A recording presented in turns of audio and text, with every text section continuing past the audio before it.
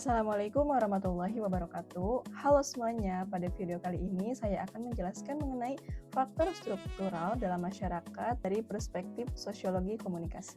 Perkenalkan, nama saya Nur Anissa Salwa dengan NIM G2410163, Prodi Sains Komunikasi Universitas Juanda Bogor. Secara sederhana, struktur sosial adalah pola institusional yang relatif stabil dalam masyarakat, seperti kekuasaan, norma, dan distribusi sumber daya. Dalam komunikasi, struktur ini berpengaruh terhadap siapa yang dapat berbicara, bagaimana pesan disebarkan, dan informasi seperti apa yang dianggap sebagai sebuah kebenaran.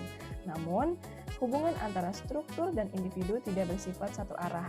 Individu juga dapat mempertahankan ataupun mengubah struktur yang ada. Ada beberapa lapisan struktur sosial yang mempengaruhi komunikasi, yaitu ekonomi, politik, hukum, budaya, serta teknologi. Contohnya, kondisi ekonomi dapat mempengaruhi kepemilikan perangkat dan akses internet, sementara regulasi, budaya, dan algoritma teknologi juga dapat menemukan bagaimana seseorang menerima dan menyebarkan informasi.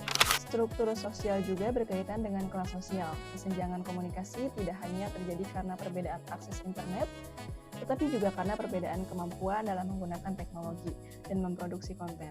Ini disebut sebagai second level digital divide. Selain itu, gender, ras, dan etnisitas juga dapat mempengaruhi komunikasi.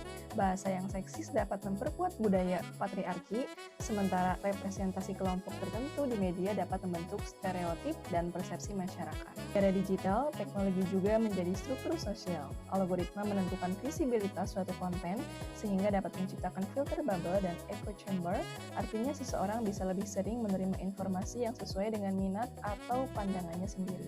Namun, masyarakat bukan hanya sebagai penerima. Individu juga dapat memanfaatkan media digital untuk menegosiasikan atau bahkan menantang struktur yang ada. Salah satu contohnya adalah gerakan hashtag reformasi di korupsi pada 2019, ketika mahasiswa menggunakan Twitter untuk menyebarkan informasi di luar media arus utama.